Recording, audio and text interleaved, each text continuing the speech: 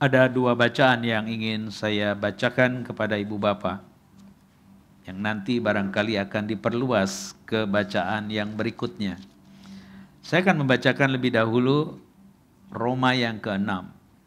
Ayat yang ke-4 saja saya bacakan. Dengan demikian, kita telah dikuburkan bersama Dia melalui baptisan dalam kematian, supaya sama seperti Kristus telah dibangkitkan dari antara orang mati oleh kemuliaan Bapa, demikian juga kita dimungkinkan hidup dalam hidup yang baru.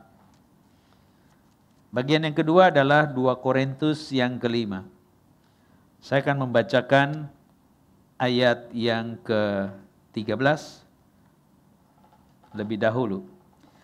Sebab jika kami tidak menguasai diri, hal itu demi Allah, dan jika kami menguasai diri, hal itu demi kamu. Sebab kasih Kristus menguasai kami karena kami telah mengerti bahwa jika satu orang sudah mati untuk semua orang, mereka semua sudah mati. Kristus telah mati untuk semua orang supaya mereka yang hidup tidak lagi hidup untuk dirinya sendiri, tetapi untuk Dia yang telah mati dan telah dibangkitkan untuk mereka. Saya melompat ke 17. Jadi siapa yang ada di dalam Kristus, ia adalah ciptaan baru. Yang lama sudah berlalu, sesungguhnya yang baru sudah datang. Sampai sedemikian jauh pembacaan sabda Tuhan. Yang berbahagia adalah mereka yang mendengar dan yang memelihara dalam hidupnya. Haleluya. Selamat tahun baru Ibu Bapak dan Saudara sekalian. Tidak ada yang baru sih, tetapi ya ini tahun 2025 dianggap sesuatu yang baru. Tapi apakah kita punya hidup yang baru? Ada sebuah bagian yang ingin saya sampaikan kepada Ibu Bapak dan Saudara sekalian di dalam catatan saya tentang hidup baru. Saya garis bawahi bahwa hidup baru itu adalah wujud kelahiran baru di dalam Kristus. Yang tadi kita sudah bacakan di dalam 2 Korintus 5. Sementara hidup lama itu adalah kelanjutan hidup pasca kejatuhan yang berujung kebinasaan. Yang nanti saya bisa kutip di Roma 6 ayat yang berikutnya. Jadi kalau begitu karya Allah Tritunggal di dalam Yesus orang Nazaret yang tersalib mendatangkan pengampunan yang mewujud dalam pendamaian. Tuhan mau kita hidup di dalamnya untuk melakukan perbuatan baik yang disediakan Allah sebelumnya. Itu bagian yang menggarisbawahi tentang keselamatan oleh iman adalah kasih karunia, bukan upaya. Jadi kalau itu adalah kasih karunia Allah, dengan kata lain hidup baru itu sebenarnya adalah wujud kasih karunia yang ada pada kita. Jelas memang dibunyikan dengan manusia baru. Tapi kita bukan membahas natur manusianya, tapi bagaimana kita menghidupi di dalam natur yang baru itu. Nah itulah yang barangkali disebut dengan hidup baru.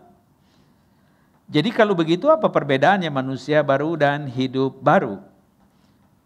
Yang saya garis bawahi bahwa manusia baru itu adalah orang yang diciptakan oleh Allah melalui karya Roh Kudus yang ditulis dalam 2 Korintus 5:17. Sementara hidup baru itu adalah hidup yang bagaimana sabda Tuhan melalui sosok seorang Paulus itu memberikan manual-manual ketika dia membangun gereja, menanam gereja di daerah-daerah di luar Yerusalem. Dimulai dari Antioquia, kemudian dia memutar seluruh jarak-jarak sampai ke ujung bumi yang waktu itu terjauh adalah Roma.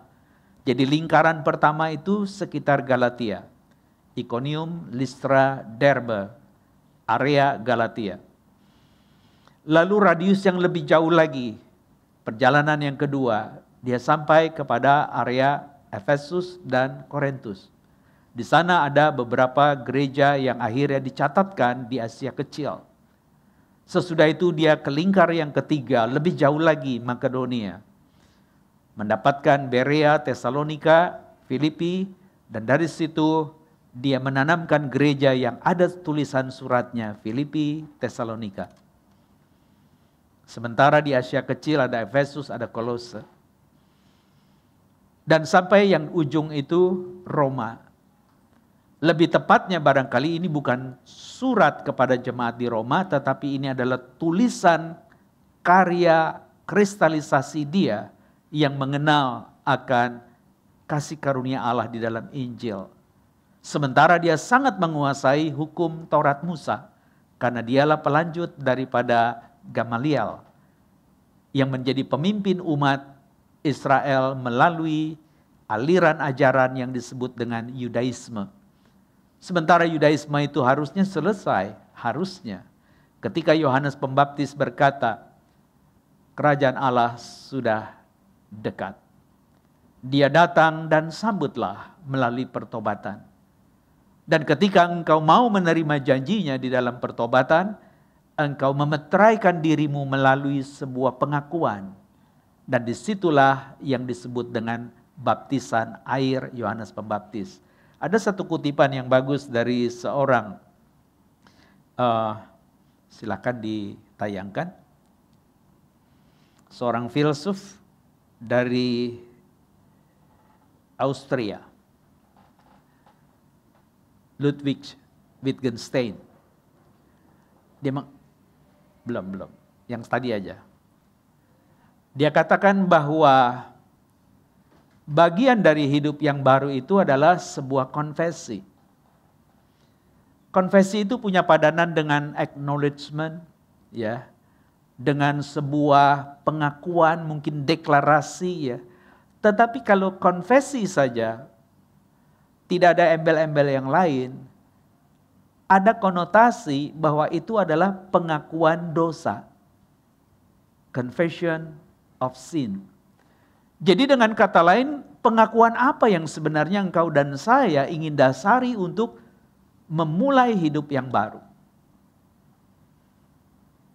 Anda punya hak untuk nanti menyebutkannya. Tetapi kalau merunut daripada teks tadi, maka sebenarnya Paulus menggarisbawahi, kalau sekarang ada manusia baru, kalau sekarang kita hidup di dalam hal yang baru, berarti pernah ada manusia lama, di mana hidupnya adalah hidup yang lama. Saya akan memulai daripada hidup yang lama dulu. Hidup yang lama itu dikatakan tadi dalam 2 Korintus 5, ya, di ayat yang ke-15, ya, dikatakan, ayat yang ke-14. Sebab kasih Kristus menguasai kami karena kami telah mengerti bahwa jika satu orang sudah mati untuk semua orang, mereka sudah mati. Kristus sudah mati bagi semua orang dan mereka yang hidup sekarang bukan lagi buat dirinya, tapi untuk Dia yang telah mati dan yang telah dibangkitkan untuk mereka. Ini adalah padanan yang dia kisahkan di Roma sebelumnya tentang Adam dan Kristus. Anda dan saya secara fisik itu mempunyai warisan, natur dan habit yang sama dengan Adam. Adam dicipta yang awal berbeda dengan kita karena belum pernah ada catatan cacat celak. Dia bisa berdosa, kata Agustinus. Bukan tidak bisa berdosa, dia bisa berdosa. Lalu kita keturunan Adam itu, sebutannya bukan lagi bisa berdosa, tidak bisa tidak berdosa.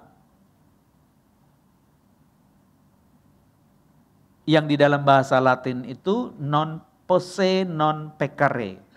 Adamnya sendiri adalah posse peccare, able to sin. Anda dan saya not able not to sin. Tidak bisa tidak. Semuanya negatif. Dinegasikan. Jadi dengan kata lain, engkau dan saya punya perbedaan dengan Adam yang pertama dicipta Tuhan. Dia belum ada cacatnya dan kita udah cacat. Jadi karena ada catatan manual cacat, maka produk berikutnya berkait dengan catatan itu semuanya cacat. Itu yang boleh saya ringkas dengan sebutan hidup lama. Di dalam manusia lama keturunan daripada Adam. Kalau begitu engkau dan saya di dalam Roma yang ketiga itu, ya saya bacakan saja. mulai ayat yang ke-23.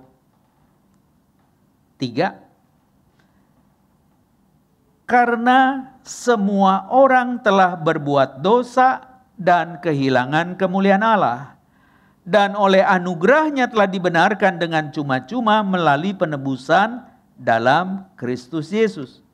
Jadi kalau begitu, ada dua catatan kontras. Yang pertama di ayat 23, semua orang sudah berbuat dosa dan kehilangan kemuliaan Allah. Dan oleh anugerahnya kita dipulihkan, dibenarkan untuk punya status manusia baru, dan sesudah itu menghidupi hal yang baru.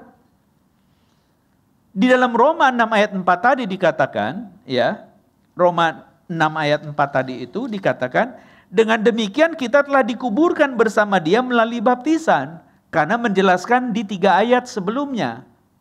Dan 3 ayat itu sendiri adalah satu ungkapan andaian karena ada ayat sebelumnya. Ayat yang mana? Ketika digarisbawahi tentang kasih karunia itu atau anugerah itu, dikatakan begini ya, ayat yang ke-20. Hukum Taurat masuk dan akibatnya pelanggaran menjadi semakin banyak. Namun di mana dosa bertambah banyak, di sana anugerah menjadi berlimpah-limpah. Supaya sama seperti dosa berkuasa dalam alam maut, demikian anugerah akan berkuasa melalui pembenaran untuk hidup yang kekal oleh Yesus Kristus Tuhan kita. Sekarang kita mulai melihat ada penggalan-penggalan yang dikaitkan menjadi benang merahnya. Di mana? Jadi sebelum Taurat ada itu, kan Adam hidup sebelum ada Taurat. Tetapi apa yang dia langgar itu, jangan makan buah pohon di dalam simbol itu, membuat Anda dan saya punya status tidak bisa tidak berdosa. Sementara Adam itu tidak ada rujukan untuk berbuat dosa, Ibu Bapak. Bisa berdosa. Jadi dengan kata lain, dia harus dipicu dulu untuk bisa berbuat dosa. Kalau tidak, potensi di dalam itu tidak akan keluar. Tetapi dia bisa berdosa. Nah, bagian itu jangan dikotak-katik lagi dengan mengandai-andai bilang begini. Jadi kalau Adam nggak makan buah, nggak jadi berdosa dong kita. Udah mimpi lah, jangan ngomong itu. Nggak ada guna. Karena kita sudah ada di dalam satu kategori tidak bisa tidak berdosa. Ujung jalan kita maut. Selesai. Kalau begitu sekarang kita mulai siuman, manusia baru itu dikatakan di dalam Kristus. Kita adalah ciptaan baru, manusia baru itu, new being. Ya. Yang bukan lagi soal diciptakan, tetapi itu melalui penciptaan ulang yang bahasa tepatnya itu penebusan. Jadi penciptaan ulang itu disebut dengan penebusan di dalam Kristus. Catatan saya tentang seorang yang memikirkan penebusan di dalam Kristus itu, ya, dikatakan ada 4 langkahnya. Yang pertama sebelum sampai penebusan dengan istilah redemption itu ada satu istilah ekspiasi. Apa itu ekspiasi? Ekspiasi itu adalah korban yang menggantikan sehingga terjadi pendamaian, yaitu korban pengganti. Di dalam hukum Taurat diatur tentang hukum-hukum bagaimana umat yang harusnya mati karena pelanggaran, imam besar Harun itu menyembelih hewan, melalui kematian hewan itu terwakili nyawa manusia yang berkorban, yang melanggar dan harusnya menjadi korban, digantikan korbannya. Itu ekspiasi namanya. Lalu berikutnya yang kedua adalah propisiasi. Propisiasi itu adalah korban yang menutup kesalahan dengan meredakan kemarahan sehingga terwujud pendamaian. Jadi propisiasi itu Allah yang murka mau hantam kita, kan ada banyak catatan. Ketika Tuhan ingin menghukum bangsa Israel, lalu Musa menengahi. Apakah nanti bangsa lain tidak akan mengatakan bahwa Allahnya orang Israel itu Allah yang lemah? Yang bisa membawa mereka keluar dari Mesir tapi tidak bisa menghentar dengan selamat ke negeri perjanjian yang dikatakannya. Bukan Tuhan nurut sama Musa. Tetapi memang Tuhan mengungkapkan bagaimana manusia harusnya merespon. Ketika Allah yang murka dan tidak bisa dihentikan murkanya. Dia mengungkapkan ungkapan iman itu. Nah, ketika ungkapan iman sehingga Allah seakan-akan reda sehingga Anda dan saya tidak mati. Kompensasinya putra tunggalnya itu mati. Nah, dari ekspiasi yang nanti dia mengganti itu karena murka Allah reda. Melihat Kristus yang tidak berdosa, tetapi mencintai orang berdosa yaitu kita. Dan dia bilang, aku mau menggantikan mereka yang kucintai. Ya untuk mati. Itu disebut dengan propisiasi. Langkah berikutnya adalah disebut dengan rekonsiliasi. Yaitu kurban yang menyatukan kembali yang terpisah sehingga menjadi pendamaian. Shalom Adonai atau Eirene Theos. Ketika Anda dan saya mengalami lagi damai yang tadinya bermusuhan, dipersatukan, itulah rekonsiliasi. Nah, sesudah rekonsiliasi baru yang terakhir disebut dengan redempsi, yaitu korban yang melunaskan tuntutan keadilan hukum Allah yang memberikan kemerdekaan untuk menghidupi pendamaian. Di dalam pemahaman 4 langkah itulah hidup baru engkau dan saya harus dijalani. Di luar itu, kita pura-pura. Karena yang ada adalah upaya kesalehan yang sumbernya adalah kita manusia yang berdosa. Yang catatannya tidak bisa tidak berdosa. Nah, sekarang bagaimana menghargai anugerah Allah itu? Baru kita mengerti bahwa manusia baru yang sebenarnya mau digarisbawahi di dalam 2 Korintus 5 ayat 17 itu adalah kristalisasi yang Paulus mengalaminya, Ibu Bapak. Mengalami di mana? Dia akan merasa sebagai ahli Taurat, orang Farisi, mengerti tuntutan keadilan Allah. Dan hanya orang yang bisa menggenapkan dari A sampai Z hukum Taurat itu, dia boleh dibenarkan. Hanya di dalam catatan sejarah umat Israel, satu pun gak ada yang bisa. Gak ada. Kalau Taurat itu diwakilkan lewat Dekalog, atau Dasatita, the 10 Commandments, ada 4 yang buat ranah Tuhan dan 6 ke ranah sesama. Dimulai jangan menyembah berhala, jangan membuat patung berhala yang di bumi, di bawah, dan di langit yang kepadanya kau menyembah. Jangan menyebut nama Tuhan sembarangan. Dan kuduskanlah hari Sabat Tuhan. Itu bagian 4 itu saja, Ibu Bapak. Bisakah kita memenuhinya? Anda jangan pikir ketika Anda mengatakan, saya nggak pernah menyembah berhala Pak Pendeta. Mungkin definisi berhala karena ada patung dan seterusnya yang kepadanya kita percaya. Entah itu keris, entah jimat dan seterusnya. Engkau tidak punya, oke. Tapi terkadang properti, tabungan kita, itu juga berhala. Misalnya nih ya, Om, saya lagi bokeh Om. Minta duit dong Om. Terus dia bilang, kamu siapa? Anak saya bukan bapakmu. Kan kita saudara di dalam Kristus Om. Kata sabda Tuhan yang kubaca supaya kita hidup baru, menjadi saleh, jujur, takut Tuhan, menjauhi kejahatan. Baca sabda Tuhan Om. Dan kata firman Tuhan di dalam Ayub, kita lahir telanjang, kembali telanjang, terpujilah Tuhan yang sudah memberi dan yang mengambil. Jadi kalau saya minta kan gak semua kekayaan Om. Wah ini anak pintar bikin narasi. Kira-kira Anda yang menjadi Om diminta, dikasih gak? Hah? Halo? Enggak? Iya gak apa-apa, saya juga gak maksa. Tapi tanpa sadar jangan-jangan itu sudah menjadi bagian properti yang membuat Anda itu berharga. Anda mulia. Loh, bukan yang berharga dan mulia hanya dia satu-satunya. Ketika Anda memaksakan diri seperti itu, di bawah sadar kita, itu berhala. Ah, ini Pak Pendeta ngada-ngada aja. Serius. Jangan bergurau. Tuhan sudah menegur kita ketika dia mengajar. Kita tidak mungkin mengabdi kepada Mamon dan juga kepada Tuhan. Harus salah satu. Dan Yesus mengizinkan kita menyembah Mamon, tetapi kalau Mamon itu tidak setia, aku menerimamu. Itu ungkapan berikutnya yang mungkin membuat kita sungkan untuk hidup baru oleh karena kasih karunia Tuhan. Tapi dia izinkan. Lalu dia menggarisbawahi, di mana hartamu berada, di situ hatimu. Lah harta kita siapa? Kalau Tuhan, ya Tuhan. Kalau harta, ya harta Mamon itu.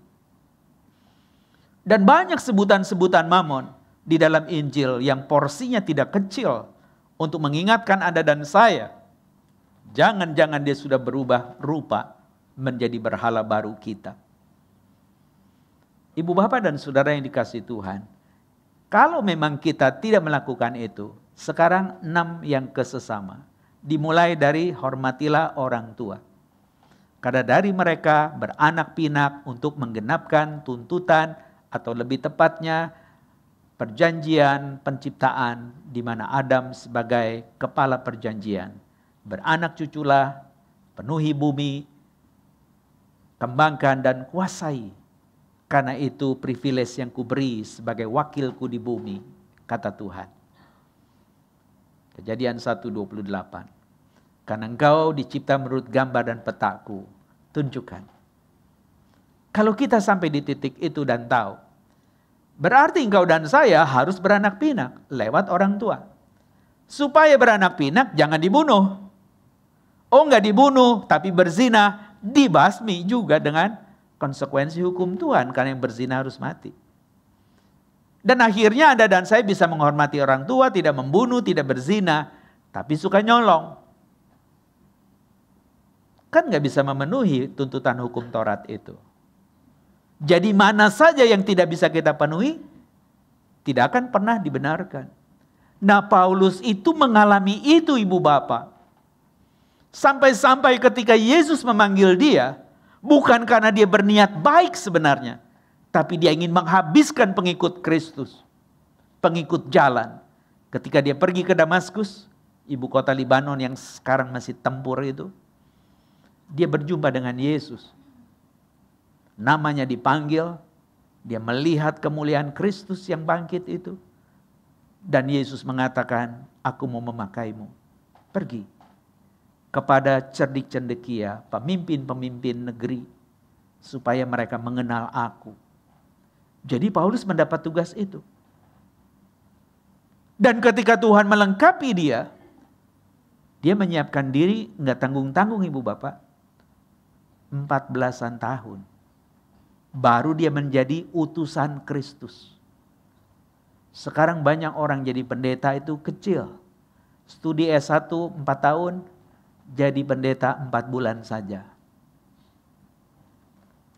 Ada sertifikatnya, sudah selesai belajar Alkitab. Karena dia pintar ngomong, orang suka. Tapi isinya mungkin bualan dia. Paulus enggak gitu. 3 tahun saja dia ke daerah perjalanan di mana Musa menerima 10 hukum. Ngapain? Supaya tahu kenapa ada bunyi ini. Backgroundnya apa? Dan dia tidak dekat-dekat dengan para rasul untuk nanya-nanya, core bisnisnya ini apa? Supaya saya jangan salah paham dan disalah mengerti. Enggak. Dia merenungkan itu baik-baik. Dan ketika dia betul-betul diurapi, diutus, Anda tahu dia ngomong apa? Aku ini rasul yang lahir prematur, tidak pantas.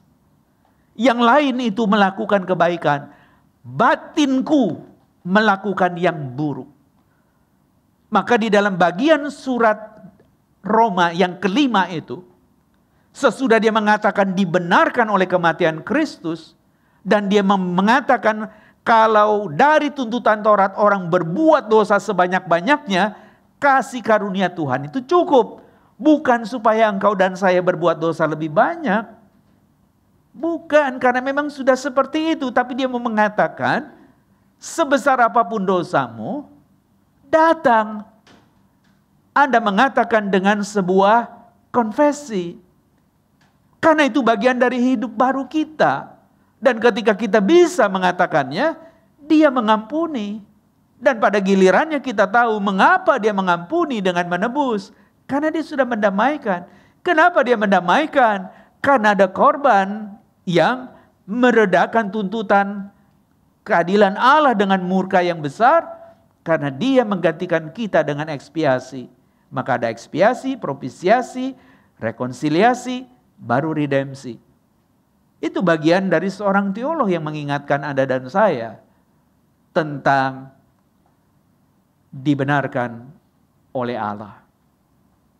Jemaat Tuhan yang dikasihi, kalau kita mengerti sekarang tentang hidup baru, itu adalah sebuah wujud daripada manusia baru yang Tuhan sendiri kerjakan, juga ada di dalam Injil.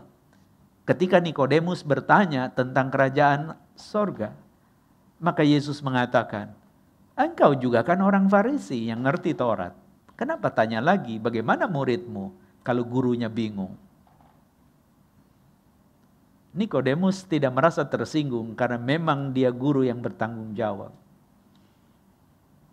Dan Yesus menggarisbawahi,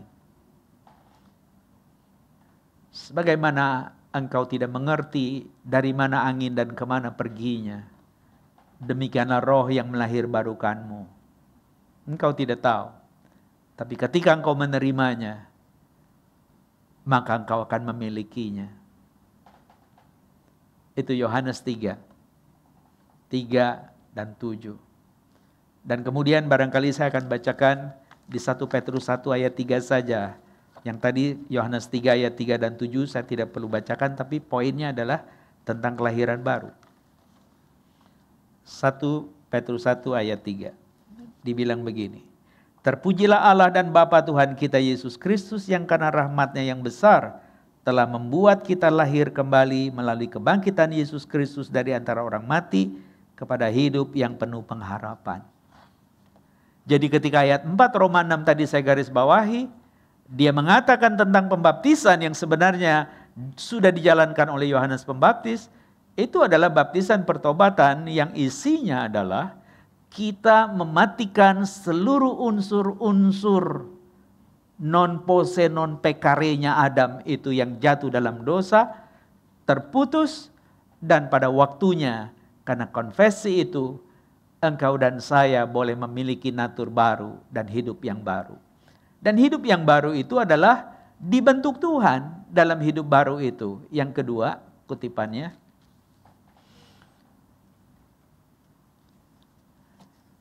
Abdul Kalam ini negarawan India. Namanya mirip-mirip seperti orang Arab. Dia sudah meninggal. Dia mengatakan di mana ada kebenaran, righteousness itu adalah sesuatu yang sifatnya legal. Ya. Jadi kebenaran itu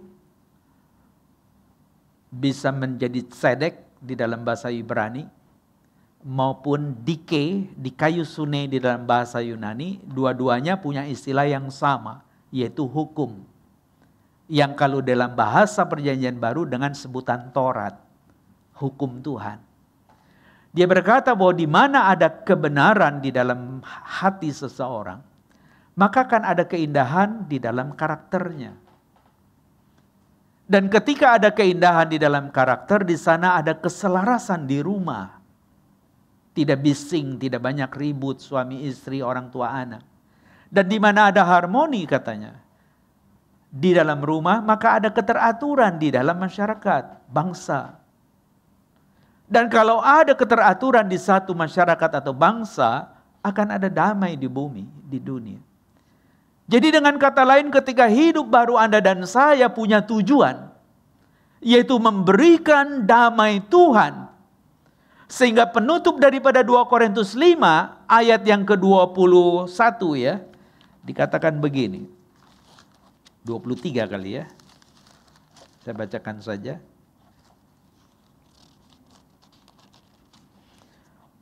20 saya baca dulu. 21, sorry. 20 dan 21. Jadi kami ini utusan-utusan Kristus.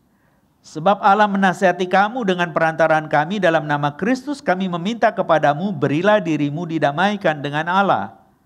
Dia yang tidak mengenal dosa telah dibuatnya menjadi dosa karena kita, supaya dalam dia kita dibenarkan oleh Allah. Jadi ketika hatimu ada hukum Tuhan yang disebut dengan kebenaran, yang lebih tepatnya kita dibenarkan, maka perjalanan hidup baru itu sebenarnya sebagai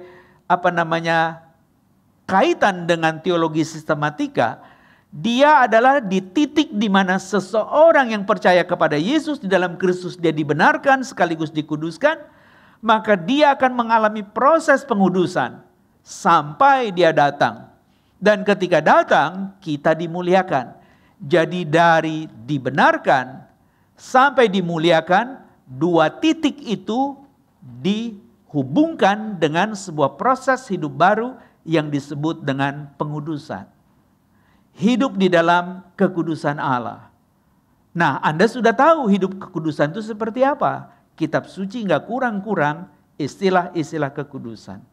Kalau sampai di titik itu engkau dan saya mulai menyimak, oh jadi mau tidak mau hidup baru itu adalah hidup yang manualnya kitab suci.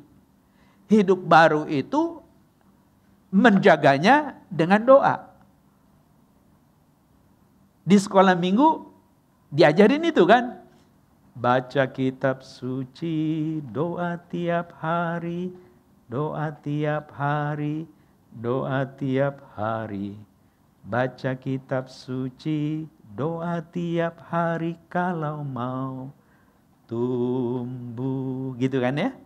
Kalau mau tumbuh, kalau mau tumbuh, baca kitab suci, doa tiap hari kalau mau tumbuh. Baca kitab sucinya berapa kali? Halo? Satu frasa lagu tadi baca kitab suci, doanya 3 kali ya? Halo? Atau ulang nyanyi? Baca kitab suci, doa tiap hari, doa tiap hari, doa tiap hari. Kenapa 3 kali? Karena orang Yahudi itu berdoa pagi, siang, petang. Dicatat di Daniel. Tapi kenapa bacanya sekali? Kan ntar kalau berkali-kali males. Sekali aja juga udah males, belum tentu dibaca. Jadi ketika Anda mau tumbuh, bacalah kitab suci dan doa setiap hari. Nggak ada shortcut untuk Anda bisa tumbuh dan berbuah. Karena ciri daripada hidup baru itu, ada buah roh yang melahirbarukanmu dan saya menjadi manusia baru. Dan lewat institusi baru itu, kita menjalani hidup baru. Hidup lama saya tidak perlu lagi ungkapkan karena ujungnya maut. Nggak ada yang mau kan? Kita ingin menjadi hidup yang baru. Maka petunjuknya cuma di kitab suci dan berdoa. Kenapa nggak ada yang lain?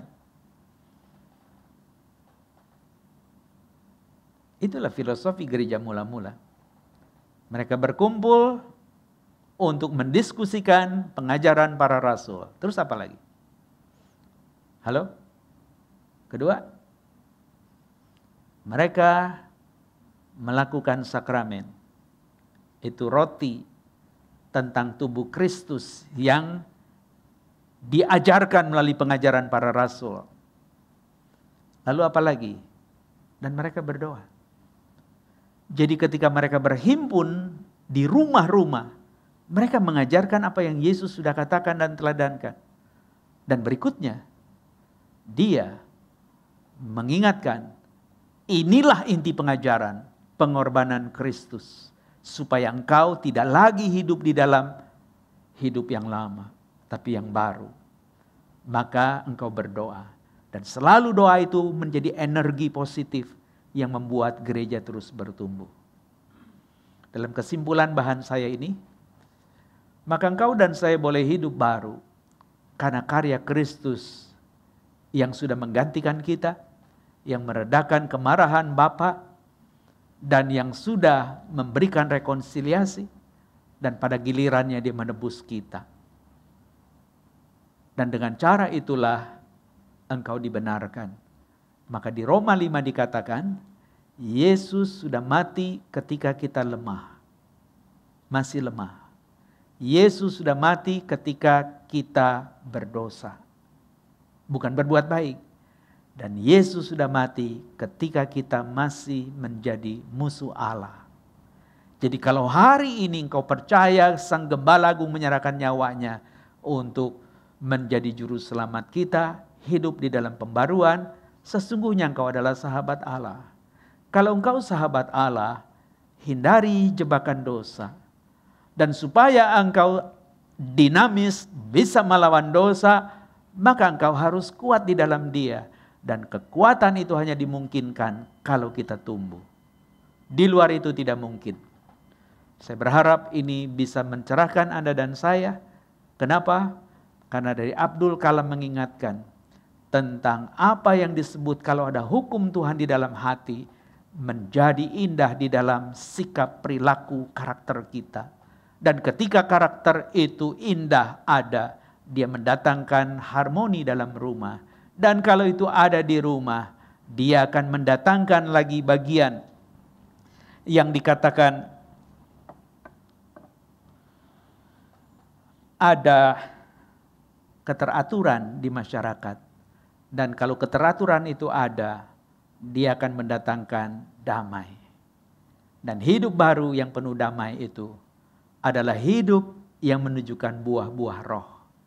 Dan manualnya kitab suci. Sarananya berhimpun di dalam doa, mengingat kembali tentang harga yang harus dibayar di dalam pembaruan hidup. Apa? Berkorban. Kalau Anda rela berkorban, Anda adalah orang yang sudah hidup di dalam pembaruannya. Kiranya Tuhan menolong kita. Langsung tanya jawab atau doa dulu? Karena masih ada waktu 2 menit 17 detik.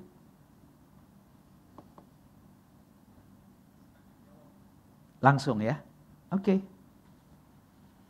Silakan.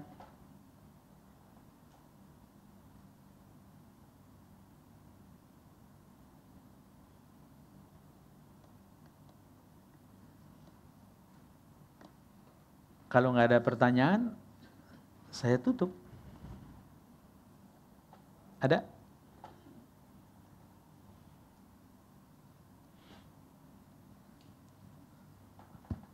Selamat sore Pak. Ya, selamat sore Ibu. Ya, saya mau tanya, mungkin Bapak ada komen nggak ya yang terjadi di kebakaran di Los Angeles beberapa waktu yang lalu? Saya baca artikel yang dikutip oleh orang-orang ateis bilangnya, where were you God when this happened gitu. Sementara kan saya tahu pasti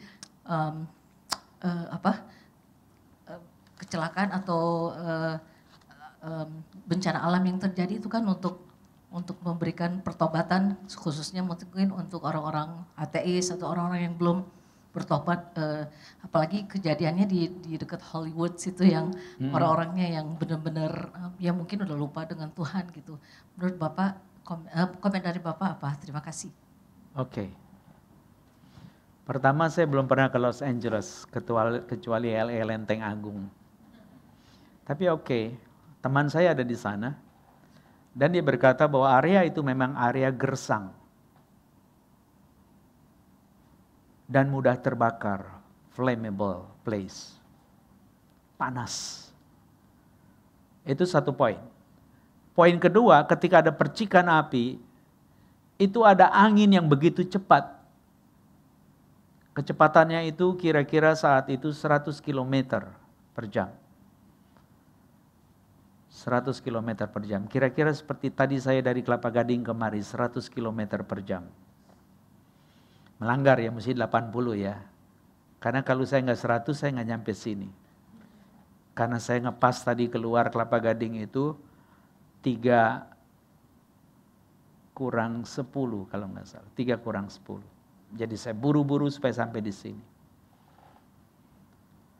Jadi kembali lagi ke LA itu, Los Angeles itu, dia sudah kebakaran, ya sudah. Kalau orang mau goreng, dirohanikan, oke juga. Tapi saya nggak terlalu bergeming dengan urusan yang begitu. Yang pasti memang kalau orang menghina Tuhan, dia akan kena hukumannya. Pasti. Kenapa? Karena udah dibunyikan orang dia penguasa alam raya kok. Bagaimana ada meremehkan dia? Dia hakim yang adil kok. Hari ini engkau tidak kena dakwaannya, nanti di ujung jalan kau harus mempertanggungjawabkannya kok. Cuma buat saya jadi berlebihan kalau ada sesuatu ini langsung dikesana-sanain. Persis kayak tsunami Desember 2004. Betul kan? Itu saya lagi khotbah itu. Dan kalau mau diingat narasinya waktu itu, dikatakan bahwa provinsi paling ujung itu menyebut diri dengan Serambi Mekah. Jadi bukan bagian NKRI kali ya. Mekah. Dan hukumnya bukan hukum Undang-Undang Dasar 45 seakan-akan. Tetapi hukum yang lain. Baru ngomong itu, tsunami. Oh jadi dia kena karma, kena hukum. Jangan juga nanti kita jadi bermusuhan dengan orang masyarakat Aceh. Kan kita gak ada niat itu. Tapi kalau sekarang Aceh menjadi terbuka, Aceh sekarang menjadi inklusif, yang ekstrim tetap ada, yang radikal tetap ada. Tetapi pintu itu sudah mulai dibuka, bukankah itu kasih karunia Tuhan? Bahwa mereka melihat bahwa Tuhan itu adil. Hukuman ya hukuman. Kenapa ada tsunami? Ada retakan. Yang dari retakan itu mendatangkan gempa yang dahsyat. Dan sebelum ada tsunami, pantai kering jauh sekali. Sehingga orang mungkin dapat ikan. Tapi orang yang tahu ini tanda alam. Sebentar lagi akan ada gelombang. Setinggi di mana air laut itu meninggalkan pantai. Dan dia akan meluap naik. Dan melabrak apa saja yang dia hadapi. Dan itu terjadi. Tapi ketika kejadian, kira-kira catatan manusia yang meninggal itu 100 ribuan pada waktu itu. Yang datang siapa ibu bapak? Yang datang siapa? Saudara-saudara yang dimusuhin. Negeri yang dibilang kafir. Mereka datang. Mereka tanpa pamrih melakukan. Mereka mengalami itu. Coba bayangkan Anda adalah warga di situ dan disambut oleh orang yang Anda cemooh. Apa Anda tidak sungkan? Dan hati yang melihat realita cinta itu. Mereka mulai terbuka. LA juga kita nggak tahu karena baru kebakar. Dan apinya juga belum beres. Tapi kalau dari sana ada nyanyian pertobatan kan indah. Saya malah udah dapat itu nyanyian akapela. Yang memuji dan memuliakan Tuhan di tempat yang terbakar itu. Kok bisa? Karena dia nggak mau salahin siapa-siapa. Itu salah kita. Kita harus kembali kepada dia yang tidak pernah salah. Loh, rumah kita hilang. Kan ada sebutan kayak gitu ya. Diomongin, aduh saya gak keburu ambil mobil saya. Aduh saya hilang semuanya. Masih bagus nyawamu tidak hilang. Jadi dalam bagian itu, saya barangkali bisa mengatakan, biarkan itu menjadi bagian yang Tuhan izinkan di sana. Supaya mereka akhirnya mengaku, ada Tuhan penguasa semesta yang adil. Jadi kalau hari ini ada berita yang mengatakan, kalau engkau boleh mati dalam dosa melalui baptisan, dan ketika dia dibangkitkan melalui pertobatanmu dengan iman, maka engkau boleh hidup di dalam pembaruan, ujung jalanmu, kata firman Tuhan, kemuliaan Allah menanti kita.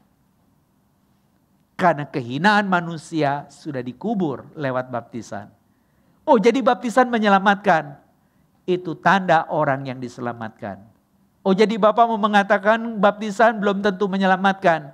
Selama dia hanya mengira bahwa keselamatan lewat baptisan ritual itu, saya boleh jawab tidak. Tapi kalau di dalam baptisan itu menjadi tapak spiritual dia untuk menjumpai Tuhan yang tidak kasat mata, barangkali itu adalah konfesi karena dia menjadi bagian hidup baru kita. Bahwa saya butuh Tuhan. Maka dari status non posse non pecare menjadi non posse pecare, itu ada satu rentang lagi. Namanya posse non pecare. Bisa tidak berdosa. Posse non pecare itulah hidup baru kita. Untuk merawat kekudusan. Dan ketika kita bisa mengendalikan kata Paulus itu, maka sebenarnya ada kasih Allah yang menguasai kita. Maka pada gilirannya kita teruji dalam ruang waktu. Saya adalah milik Dia. Apa yang menjadi tandanya? Saya bacakan sekarang di dalam Efesus 2 ayat yang ke-10. Dikatakan begini. Karena kita ini buatan Allah diciptakan dalam Kristus Yesus untuk melakukan perbuatan baik yang dipersiapkan Allah sebelumnya. Dia mau supaya kita hidup di dalamnya. Ini bagian yang menutup dari ayat 8 dan 9 yang berbunyi, sebab karena anugerah kamu diselamatkan oleh iman, itu bukan hasil usahamu tetapi pemberian Allah, itu bukan hasil pekerjaanmu supaya tidak ada orang yang memegahkan diri. Jadi oleh keselamatan di dalam Kristus lewat iman kita, maka orang yang diselamatkan melalui konfesi pembaptisan tadi, yang menjadi tanda Anda dan juga dimeteraikan menjadi milik Kristus, yang harus menguji di dalam rentang waktu posse non pecare. Anda digoda, dicoba, tapi saya mengatakan, Tuhan tolong saya karena saya milik-Mu. Yang Paulus sudah garis bawahi, saya sudah mati bagi dosa, maka sekarang hidup bagi Allah. Bantu saya. Begitu Anda usai di ujung jalan, entah hidup yang diubah atau mati menanti pengubahan, sampai di sana dimuliakan. Status Anda dan saya menjadi non posse pecare. Tidak bisa berdosa. Loh, kok ada kata tidak? Bukankah Adam bisa berdosa? Itu tanda Anda dan saya menjadi pelanggar, tapi diampuni. Jangan pikir nanti di sana posse pecare lagi. Enggak. Non posse pecare. Tidak bisa berdosa. Karena sudah tidak ada lagi itu semua. Di dalam dunia yang baru, langit yang baru, itu menjadi pengharapan Anda dan saya. Kapan, di mana, tidak terlalu penting. Yang menjadi penting, iman di dalam hidup baru Anda dan saya bertumbuh, berakar, dan berbuah.